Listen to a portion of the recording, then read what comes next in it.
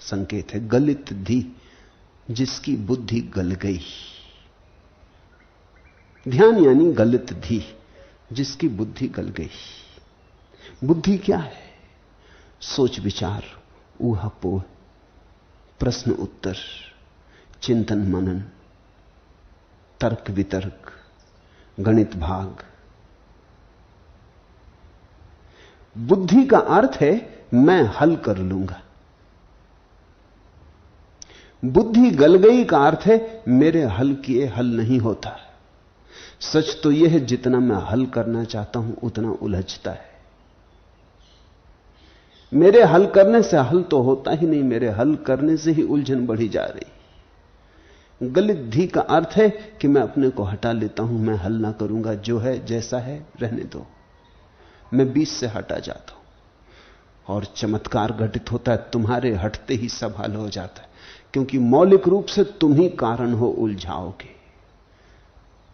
कभी तुमने देखा कि जिस समस्या के साथ तुम जुड़ जाते हो वहीं हल मुश्किल हो जाता है। ऐसा समझो, किसी डॉक्टर की पत्नी बीमार है, ऑपरेशन करना है, बड़ा सर्जन है डॉक्टर, लेकिन अपनी पत्नी का ऑपरेशन न कर सकेगा। क्या अड़चन आ गई? न मालूम कितनी स्त्रियों का ऑपरेशन किया है, कभी हाथ ना कपे। अपनी पत्नी को टेबल पर लिटाते ही हाथ कपते। क्यों? अपनी है, जुड़ गया, एक तादात्म्य बन गया। ये स्त्री मेरी पत्नी है, कहीं मर न जाए, कहीं भूल चूक न हो जाए। आखिर मैं आदमी ही हूं, बचा पाऊंगा न बचा पाऊंगा।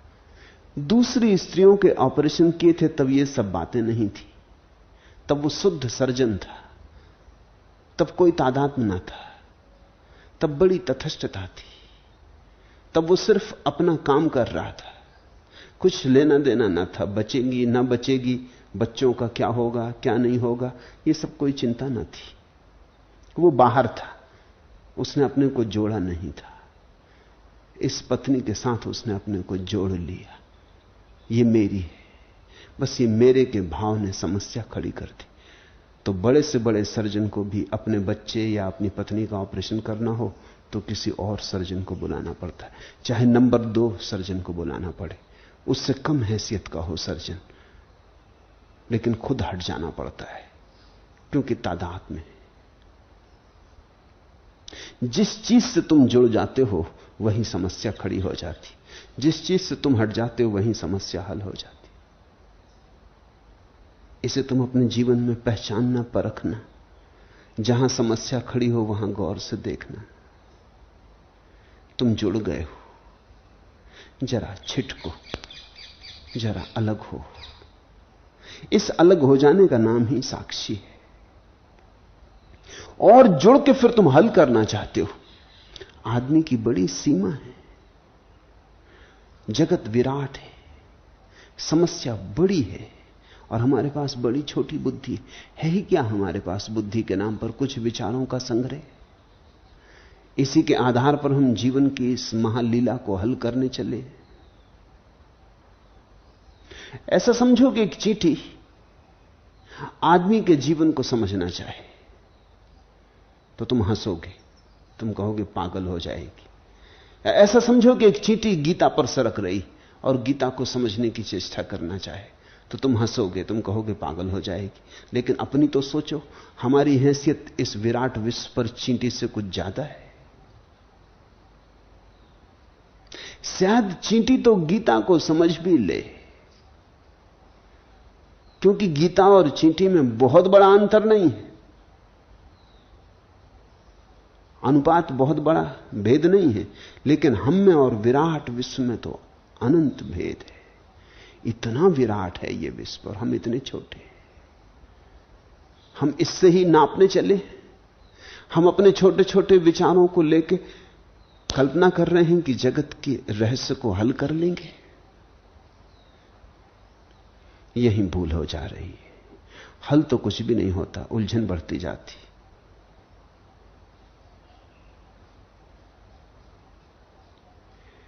हमने जितना हल किया है उतनी उलझन बढ़ गई। एक तरफ से हल करते हैं, दूसरी तरफ से उलझन बढ़ जाती। पश्चिम में एक नया आंदोलन चलता है, इकोलॉजी, कि प्रकृति को नष्ट मत करो, अब और नष्ट मत करो। हालांकि हमने कोशिश की थी हल करने की। हमने डीडीटी छिड़का, मच्छर मर जाएं। मच्छर ही नहीं मरते, मच्छरों के हटते ही वो जो जीवन की श्रृंखला है उसमें कुछ टूट जाता है। मच्छर किसी श्रृंखला के हिस्से थे, वे कुछ काम कर रहे थे। हमने जंगल काट डाले, सोचा कि जमीन चाहिए मकान बनाने, लेकिन जंगल ही काटने से जंगल ही नहीं कटते, वर्षा होनी बंद हो गई, क्योंकि वे वृक्ष बादलों को भी निमंत्रण देते थे, बुलाते थे। अब बादल नहीं आते क्योंकि वृक्ष ही ना रहे जो पुकारे। उन वृक्षों के मौजूदगी के कारण ही बादल बरसते थे, अब बरसते भी नहीं, अब ऐसे गुजर जाते। हमने जंगल काट डाले, कभी हमने सोचा भी नहीं कि जंगल के वृक्षों से बादल का कुछ लेना देना होगा। ये तो बाद में पता चला जब हम जंगल साफ कर लिए। अब वृक्षारोपण करो, जिन्होंने वृक्ष कटवा दिए वही कहते हैं वृक्षारोपण करो, अब वृक्ष लगाओ, अन्यथा बादल ना आएंगे।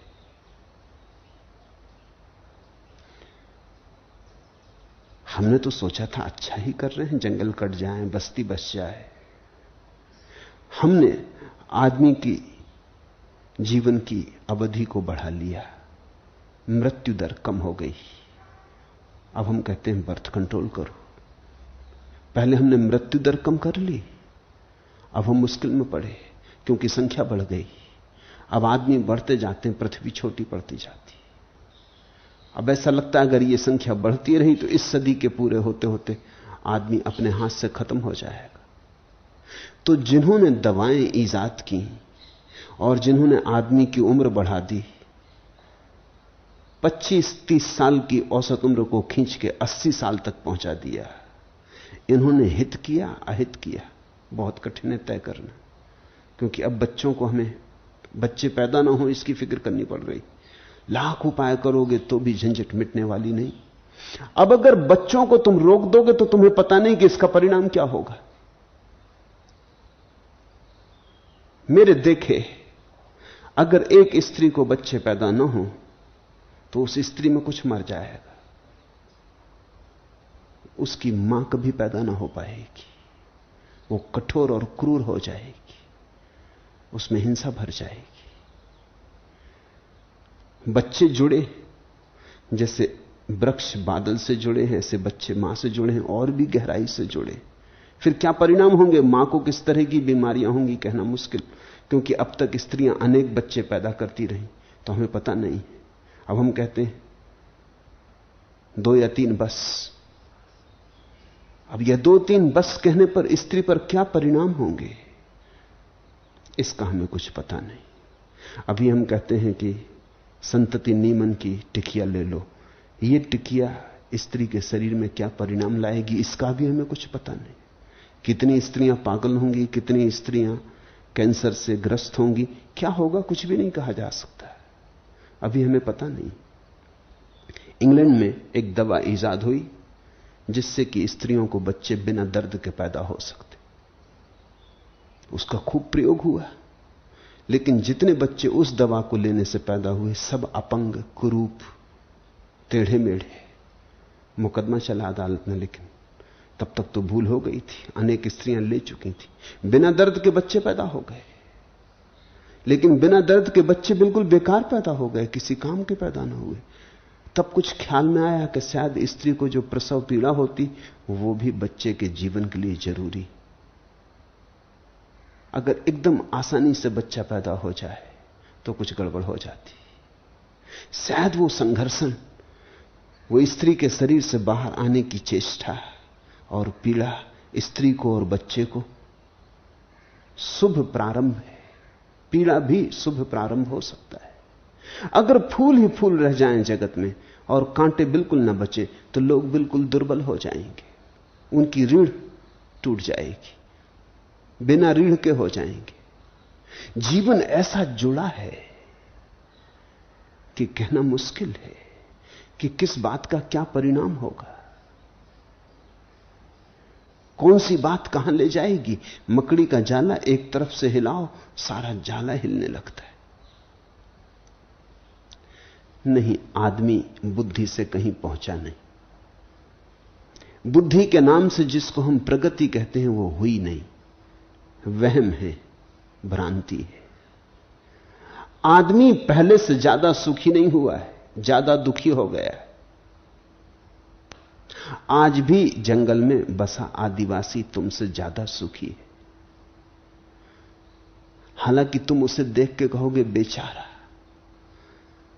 झोपड़े में रहता है या वृक्ष के नीचे रहता है, ये कोई रहने का ढंग? भोजन भी दोनों जून ठीक से नहीं मिल पाता, ये भी कोई बात? कपड़े लत्ते भी नहीं, नंगा बैठा है। दरिद्र दीन दया के योग। सेवा करो, इसको शिक्षित करो, मकान बनवाओ, कपड़े दो, इसकी नग्नता हटाओ, इसकी भूख मिटाओ। तुम्हारी नग्नता और भूख मिट गई, तुम्हारे पास कपड़े हैं, तुम्हारे पास मकान है, लेकिन सुख बढ़ा, आनंद बढ़ा, तुम ज्यादा शांत हुए, तुम ज्यादा प्रफुल्लित हुए, तुम्हारे जीवन में नृत्य आया, तुम गा सकते हो, नाच सकते हो, या कि कुम्हला गए और सड़ गए? तो कौन सी चीज गति दे रही और कौन सी चीज सिर्फ गति का धोखा दे रही, कहना मुश्किल है। लेकिन पूरब के मनुष्यों का यह सारभूत निश्चय है, यह अत्यंत निश्चय किया हुआ दृष्टि कौन है, दर्शन है, कि जब तक बुद्धि से तुम चलोगे तब तक तुम कहीं ना कहीं उलझाव खड़ा करते रहोगे। गलित धी, छोड़ो बुद्धि को, जो इस विराट को चलाता है, तुम उसके साथ सम्मिलित हो जाओ, तुम अलग थलग ना चलो। ये अलग थलग चलने की तुम्हारी चेष्टा तुम्हें दुख में ले जा रही। आदमी कुछ अलग नहीं है, जैसे पशु हैं, पक्षी हैं, पौधे हैं, चांतारे हैं, ऐसा ही आदमी है, इस विराट का अंग। लेकिन आदमी अपने को अंग नहीं मानता। आदमी कहता है मेरे पास बुद्धि है। पशु पक्षियों के पास तो बुद्धि नहीं, ये तो बेचारे बेबस हैं, मेरे पास बुद्धि है, मैं बुद्धि का उपयोग करूंगा और मैं जीवन को ज्यादा आनंद की दिशा में ले चलूंगा। लेकिन कहां आदमी ले जा पाया? जितना आदमी सभ्य होता उतना ही दुखी होता चला जाता। जितनी शिक्षा बढ़ती उतनी पीड़ा बढ़ती चली जाती। जितनी जानकारी और बुद्धि का संग्रह होता उतना ही हम पाते हैं कि भीतर कुछ खाली और रिक्त होता चला जाता। गलित धी का अर्थ है इस धारणा को ही छोड़ दो कि हम अलग थलग हैं, हम इकट्ठे हैं, सब जुड़ा है, हम संयुक्त हैं। इस संयुक्तता में लीन हो जाओ तो गलित धी, तो तुमने बुद्धि को जाने दिया। यही ध्यान है। बुद्धि के साथ चलना तनाव पैदा करना है, बुद्धि को छोड़ के चलने लगना विश्राम में हो जाना है। इस ज्ञान से कृतार्थ अनुभव कर गलित हो गई है बुद्धि जिसकी, ऐसा कृतकारी पुरुष देखता हुआ, सुनता हुआ, स्पर्श करता हुआ, सूंघता हुआ, खाता हुआ सुखपूर्वक रहता है। अष्टावक्र कहते हैं फिर उसे न कुछ छोड़ना है न कुछ पकड़ना है। जो मिल जाता है स्वीकार है, जो नहीं मिलता तो नहीं मिलना स्वीकार है। जो होता है वो होने देता है, उसका जीवन सहज हो जाता है। इस सूत्र को ख्याल में लेना। तुम जिनको साधु कहते हो उनको साधु कहना नहीं चाहिए, क्योंकि उनका जीवन सहज नहीं। तुम्हारा जीवन असहज है, उनका जीवन भी असहज है। तुम्हारा जीवन एक दिशा में असहज है, उनका जीवन दूसरी दिशा में। तुम ज्यादा खा लेते हो, वो उपवास कर लेते, मगर दोनों में कोई भी सहज नहीं। तुम जब टेबल पे बैठे हो भोजन करने तो तुम भूल ही जाते हो कि शरीर अब कह रहा है कृपा करो, रुको, अब ज्यादा हुआ जाता है, अब स्थान और नहीं है पेट में, अब मत लो, अब तो पानी पीने को भी जगह ना रही।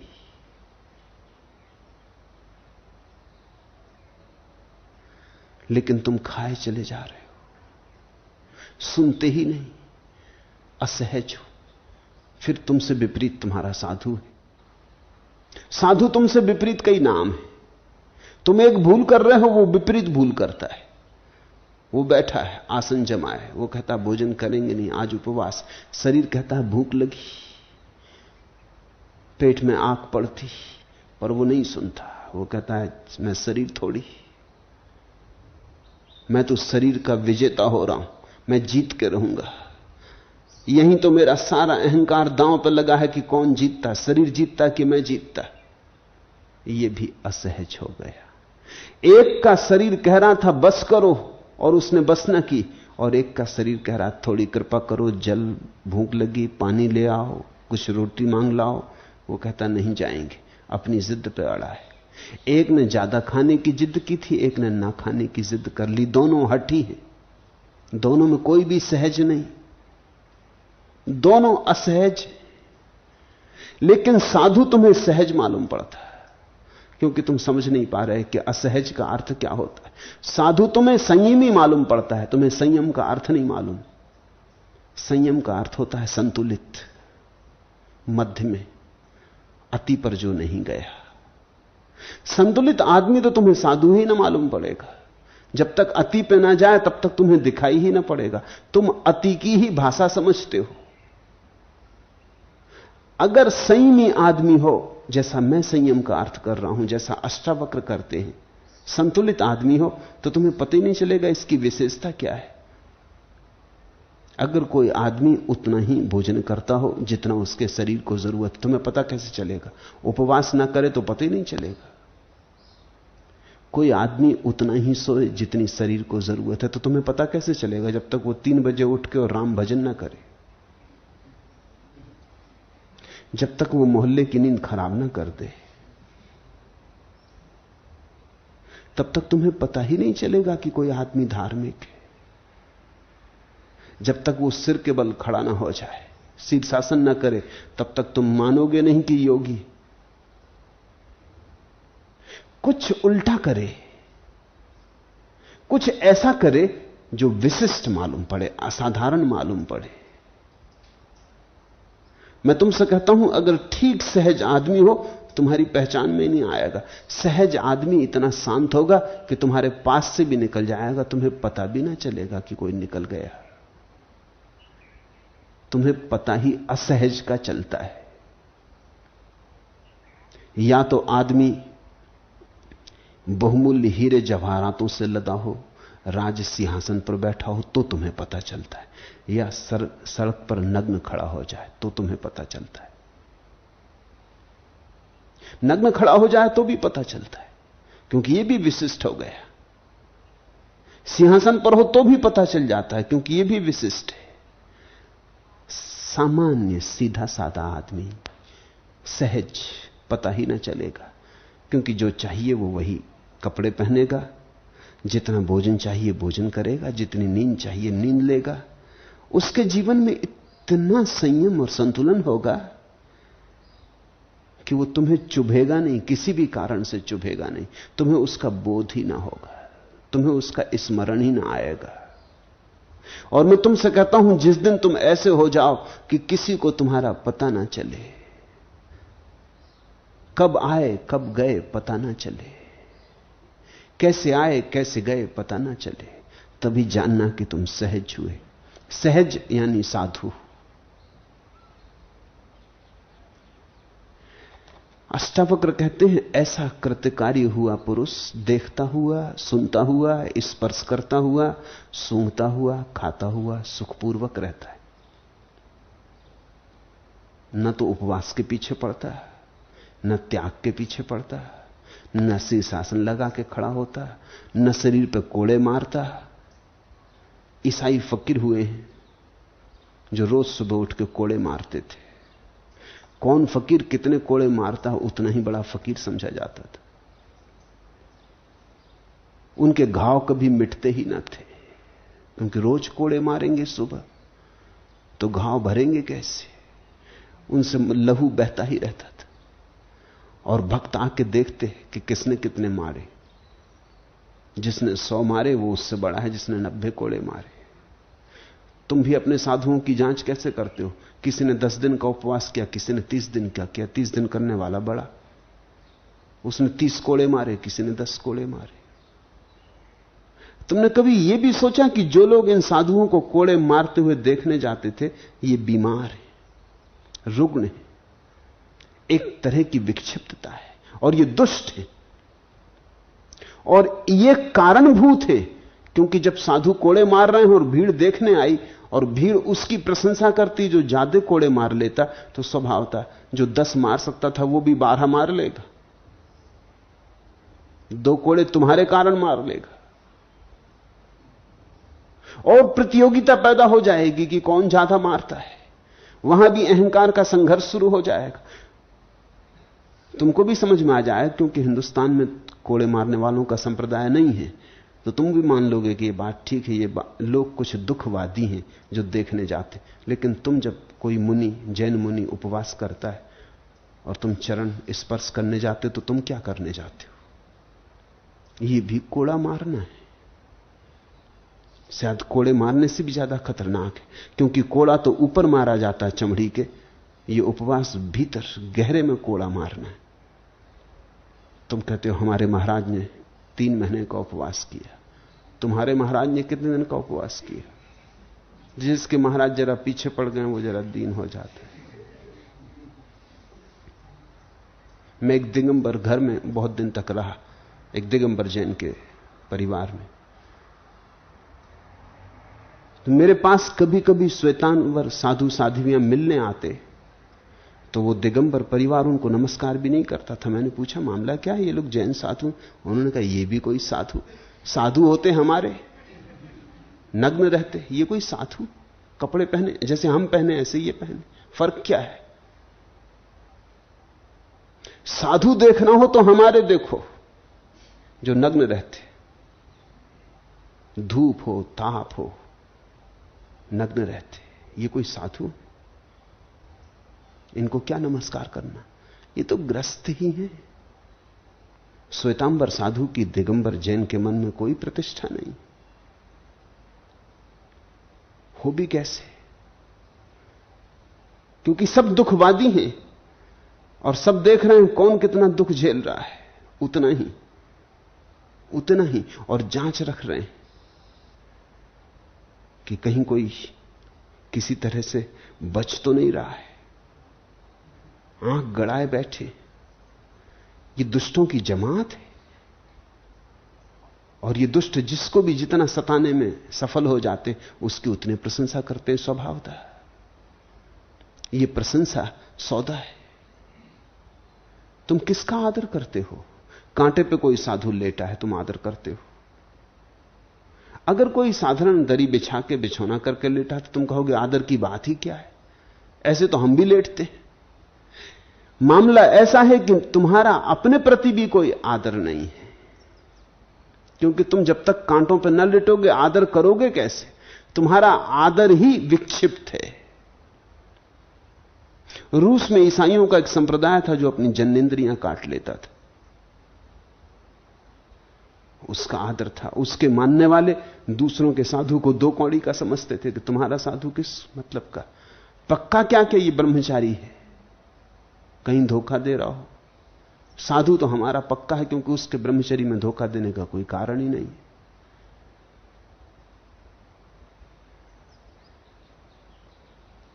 ये किस तरह के रुग्ण लोगों की जमात है। इसमें तुम असहज की पूजा करते हो और सहज का तुम्हें पता ही नहीं चलता। किसी ने पूछा है कि अष्टावक्र ने इतना महत्वपूर्ण ग्रंथ जगत को दिया, लेकिन उनका संप्रदाय क्यों नहीं बना? अष्टावक्र का संप्रदाय तभी बन सकता है जब जगत में स्वस्थ लोग होंगे। अस्वस्थ लोगों में अष्टावक्र का संप्रदाय बन नहीं सकता, क्योंकि अष्टावक्र कहते हैं खाओ पियो सूंघो स्पर्श करो, जो सहज है वैसे जियो, न यहां असहज न वहां असहज, साक्षी भर रहो। तुम कहोगे साक्षी, इसमें तो बड़ा धोखा है, क्या पता ये आदमी साक्षी हो या ना हो। मजे से खा रहा है, सो रहा है, बैठ रहा है, कहता हम साक्षी, इसका पक्का क्या? ऐसे तो कुछ पता चलता नहीं, साक्षी तो भीतर है, बाहर कैसे पता चले? तुम्हें बाहर प्रमाण चाहिए कि कोई आदमी साधु हुआ कि नहीं। और प्रमाण क्या है? तुम जो कर रहे हो उससे विपरीत करे तो प्रमाण है। तुम पागल हो, वो तुमसे विपरीत दिशा में पागल हो जाए तो प्रमाण है। इस सूत्र का एक और अर्थ भी हो सकता है, इससे भी ज्यादा गहरा। कृतार्थो अनेन ज्ञानेन इति एवं गलद्धि कृति। मैं अद्वैत आत्मज्ञान द्वारा कृतार्थ हुआ हूं, ऐसी बुद्धि भी जिस ज्ञानी को उत्पन्न नहीं होती, वही कृतकारी हुआ, वही कृतार्थ हुआ। फिर वह देखता हुआ देखता, सुनता हुआ सुनता, स्पर्श करता, सूंघता, खाता हुआ सुखपूर्वक रहता है। इस वचन का यह अर्थ भी हो सकता है कि जिसको यह भाव भी नहीं उठता अब कि मैं ज्ञान को उपलब्ध हो गया हूं, जिसकी ऐसी बुद्धि भी गलत हो गई। कृतार्थो अनेन ज्ञानेन इति एवं गलिद्धि कृति। ऐसी बुद्धि भी नहीं रही अब भीतर की मैं ज्ञान को उपलब्ध हो गया हूं, क्योंकि जिसको ऐसी बुद्धि हो भीतर की मैं ज्ञान को उपलब्ध हो गया, अभी द्वंद्व और द्वैत के बाहर नहीं गया। अभी अज्ञानी और ज्ञानी में फर्क बना है। अभी वो कहेगा तुम ज्ञान को उपलब्ध नहीं हुए, मैं ज्ञान को उपलब्ध हो गया। तो अभी मैं मिटा नहीं, मैंने नया रूप ले लिया। कल कहता था तुम गरीब हो, मैं अमीर हूं, तुम गैर पढ़े लिखे, मैं पढ़ा लिखा, तुम कुरूप, मैं सुंदर, तुम कमजोर, मैं सबल। अब कहता है मैं ज्ञानी, आत्मज्ञानी, तुम अज्ञानी, मगर फर्क बना हुआ है, मैं तू का फर्क मौजूद है। इसलिए दूसरा अर्थ और भी गहरा है। पहला ठीक, दूसरा बहुत बहुत ठीक। ऐसी बुद्धि भी अब पैदा नहीं होती। उपनिषद कहते हैं जो कहे मैंने जान लिया, जानना अभी जाना नहीं, क्योंकि ज्ञानी यह भी घोषणा नहीं करेगा कि मैंने जान लिया। यह घोषणा भी अस्मितापूर्ण है। ज्ञानी तो इतना भी नहीं कहेगा कि पा लिया, क्योंकि फिर भेद खड़ा हो गया। जिन्होंने नहीं पाया उनसे हम ऊपर हो गए, फिर हमने खड़ी कर ली पुरानी धारणा। अब दूसरे नीचे रह गए, अब हम ऊपर हो गए। पहले धन के कारण ऊपर थे, अब आत्मज्ञान के कारण ऊपर हो गए। लेकिन अहंकार नए खेल रचाने लगा, नई लीला करने लगा। मैं अद्वैत आत्मज्ञान द्वारा कृतार्थ हुआ हूं, ऐसी बुद्धि भी जिस ज्ञानी को उत्पन्न नहीं होती, जिसमें बुद्धि ही उत्पन्न नहीं होती, जिसमें विचार ही उत्पन्न नहीं होता, वही कृतार्थ हुआ है। जो अवक्तव्य है, जो इस तरह की कोई घोषणा नहीं करता। बुद्ध से लोग जाके पूछते हैं ईश्वर है, बुद्ध चुप रह जाते। बुद्ध से किसी ने एक दिन सुबह आके पूछा आपको ज्ञान हुआ? बुद्ध चुप रह गए। उस आदमी ने कहा आप साफ साफ कह दें, हुआ हो तो हां कह दें, न हुआ हो तो ना कह दें, उलझन में क्यों डालते? बुद्ध फिर भी चुप रहे। वो आदमी चला गया। वो यही सोच के गया कि हुआ नहीं है तो कहने की हिम्मत नहीं। उसने बुद्ध के शिष्यों को कहा कि अभी कुछ हुआ नहीं ज्ञान इत्यादि, क्योंकि मैं पूछ के आ रहा हूं। अगर हुआ होता तो कहते कि हुआ है। शिष्य हंसने लगे। उन्होंने कहा तुम पागल हो, हुआ है इसलिए चुप रह गए, कहने को क्या है? और तब एक बड़ा उपद्रव संसार में खड़ा होता है। तुम उन्हीं की सुनते हो जो दावेदार है, जो जितने जोर से दावा करता है उसकी ही तुम मान लेते हो। और परम ज्ञान की अवस्था में कोई दावा नहीं, कोई दावा नहीं। परम ज्ञानी के पास तो तुम तभी टिक पाओगे जब तुम गैर दावेदार को समझने में सफल और कुशल हो जाओगे। परम ज्ञानी के पास तो तुम तभी टिक पाओगे जब ज्ञानी तुमसे कहे कि मैं अज्ञानी हूं, और तो भी तुम समझने में सफल रहो। ज्ञानी तुमसे कभी ना कहे कि मैं जानता हूं, तो भी तुम उसकी सन्निधि के लिए आतुर रहो, तो ही तुम किसी ज्ञानी का सत्संग पा पाओगे। अन्यथा तुम किसी धोखेधड़ी में पड़ जाओगे, किसी दावेदार की उलझन में आ जाओगे। दावेदार बहुत हैं, जिनकी उपलब्धि है वो बहुत थोड़े हैं। और तुम्हारे पास एक ही उपाय है जानने का, कौन जोर से चिल्ला रहा, कौन पीट रहा टेबल को जोर से। जो जितने जोर से चिल्लाता तुम कहते हो जरूर, अगर हुआ ना होता तो इतने जोर से कैसे चिल्लाता। जिसको हो जाता है वो चिल्लाता ही नहीं, निवेदन करता है, दावा नहीं करता। उसके प्राणों में प्रार्थना होती, आग्रह नहीं होता। इसलिए मैं निरंतर कहता हूं कि सत्याग्रह शब्द अच्छा नहीं है, सत्य का कोई आग्रह होता ही नहीं। सब आग्रह असत्य के होते हैं। इसलिए तो महावीर जैसे परम ज्ञानी ने स्यातवाद को जन्म दिया। स्यातवाद का अर्थ होता अनाग्रह। तुम पूछो उनसे ईश्वर है, वो कहते हैं स्यात, हो ना हो स्यात। ये तो अज्ञानी की भाषा मालूम पड़ती। यही तो महावीर के विरोधियों ने उन पर आरोप लगाया है कि ये तो अज्ञानी की भाषा होगी, तुमको पक्का पता नहीं। तुम कहते स्यात, शायद। अरे पता हो तो हां कह दो, ना पता हो तो कह दो। ये स्यात क्या बात हुई? या तो ईश्वर है या नहीं है। महावीर कहते हैं कि शायद है, शायद नहीं। कठिन हो गई बात। तुम वैसे ही डमाडोल हो और ये महापुरुष डमाडोल किए दे रहे। तुम वैसे ही अनिश्चित थे, अब ये और महाअनिश्चय की घोषणा हो गई। तुम इस आशा में आए थे कि महावीर के पास निश्चय हो जाएगा, पकड़ लेंगे किसी धारणा को, घर लौटेंगे संपत्ति लेकर। ये और मुश्किल में डाले दे रहे हैं। थोड़े बहुत मजबूती से आए थे, वो भी डमाडोल कर दिया। ये कहते हैं शायद आत्मा है, ये कहते हैं शायद है, शायद नहीं है।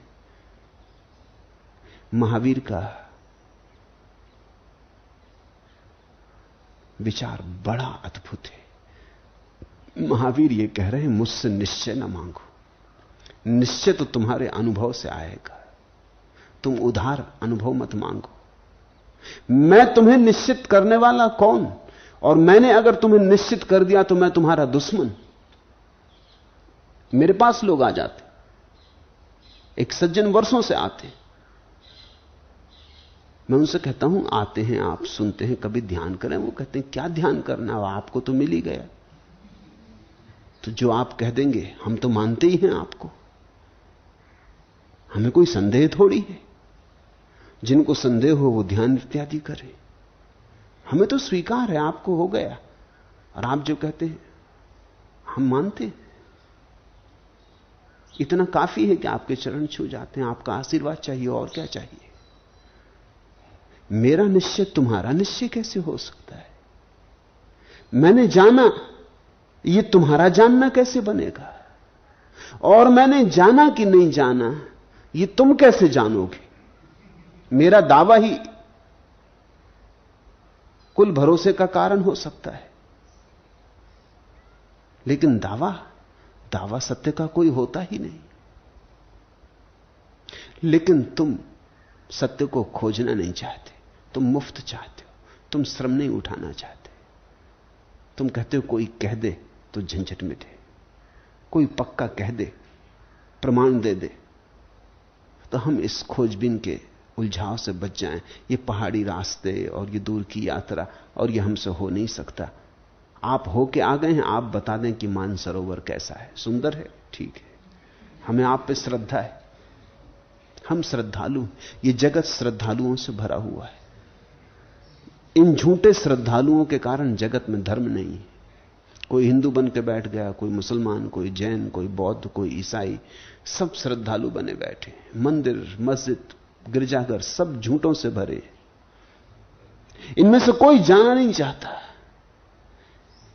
ईसाई कहते हैं बस जीसस ने कह दिया तो ठीक, कोई झूठ थोड़ी कहेंगे। जैन कहते हैं महावीर ने कह दिया तो हो गई बात। तुम क्या कर रहे हो? अपने को धोखा दे रहे हो। परम ज्ञानी का तो कोई दावा नहीं है, परम ज्ञानी का तो आमंत्रण है, आग्रह नहीं है, अनाग्रह। परम ज्ञानी तो कहता है देखो मुझे, आओ मेरे पास, चखो मुझे, स्वाद लो मेरा और यात्रा को तत्पर हो जाओ। परम ज्ञानी की मौजूदगी यात्रा पर भेजेगी, तुम्हें निश्चय नहीं दे देगी, उस यात्रा पर भेजेगी जहां अंतिम निर्णय में, अंतिम निष्कर्ष में निश्चय होगा, निश्चय तुम्हारे भीतर जन्मेगा। कृतार्थो अनेन, वही हुआ कृतार्थ। ज्ञानेन इति एवं, जिसे मैं ज्ञानी हो गया ऐसी बुद्धि भी नहीं पैदा होती। गलिद्धि कृति, उसकी ऐसी बुद्धि भी गल गई। यह आखिरी बात गिर गई, अब कोई भेद ना रहा। ज्ञान अज्ञान में भी भेद ना रहा, संसार मोक्ष में भी भेद ना रहा, बंधन मुक्ति में भी भेद ना रहा। सब भेद गिर गए, अभेद उपलब्ध हुआ। अभेद में कैसा विचार? विचार में हमेशा भेद आ जाता है। जहां विचार आया दीवाल उठी, जहां विचार आया रेखा खींची, भेद शुरू हुआ। निर्विचार में तो कोई भेद नहीं। जिसका संसार सागर क्षीण हो गया है, ऐसे पुरुष में न तृष्णा है, न विरक्ति